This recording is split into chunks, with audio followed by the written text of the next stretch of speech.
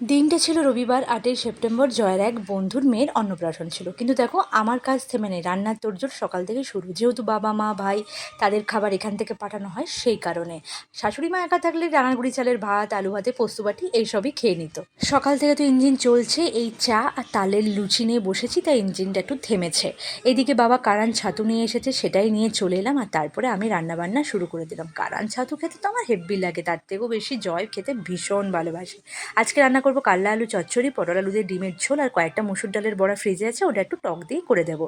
রান্নার মাঝখানে চলে এলাম, যেটা পরে আমি অন্নপ্রাশন যাব তার শাড়ি, ব্লাউজ, যা যা আমার ইয়াররিংস, হাতের যা যা কিছু লাগবে আর কি, সেই সমস্ত কিছু রেডি করে নিলাম, কারণ রান্না বান্নার পর আর সময় পাবো না, সেই কারণে। এদিকে রান্না হয়ে যাওয়ার পর সমস্ত কিছু টিফিনে রেডি করে মা বাবাদেরকে দিয়ে পাঠিয়ে দিলাম। দেন স্নান টান করে এসে আমিও রেডি হয়ে নিলাম। এবারে বলো তো কেমন লাগছে আমাকে?